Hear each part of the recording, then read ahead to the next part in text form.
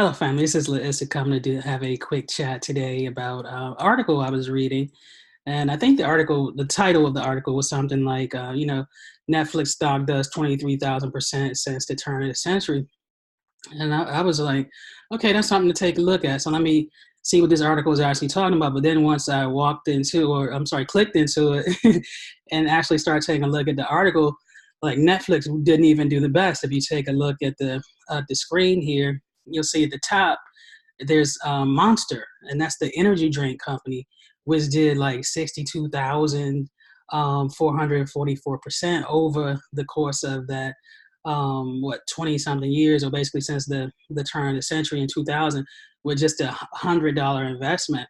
So, and going down the list, companies that you're familiar with, Netflix, Apple's on there, MasterCard, and Ross also on the list.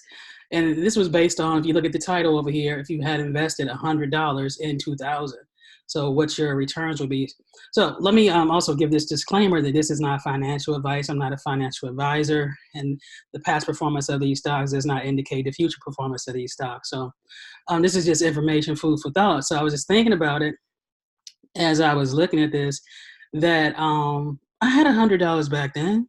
I had $100. And I was just thinking about it, like if I had that $100, it probably more than likely was in the bank account, And if I still had that $100, it probably would still be in the bank account. And I'm not even sure if it would still be $100 because, yeah, think about it. Banks have a minimum that you have to keep in the account, and a lot of times that's $500 on some accounts. And then, so they would have been taking fees. So maybe I wouldn't even have that $100. Or if it was an account that didn't have a minimum, then it probably would just still be $100, maybe $101 by now. But still, nowhere near the kind of returns that we're seeing right here. But then that took me to my second question. I may have had $100, but I didn't have the knowledge of the markets. I wouldn't have known to basically invest my money or where to invest my money.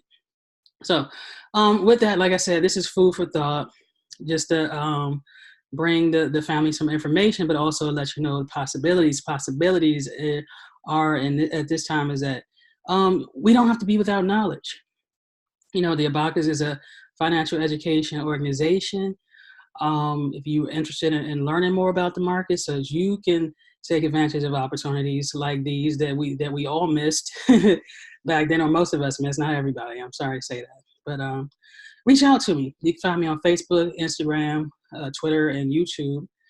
This is Laissa, Liisa, Barnes, Barnes. I look forward to hearing from you soon. Thanks. Bye.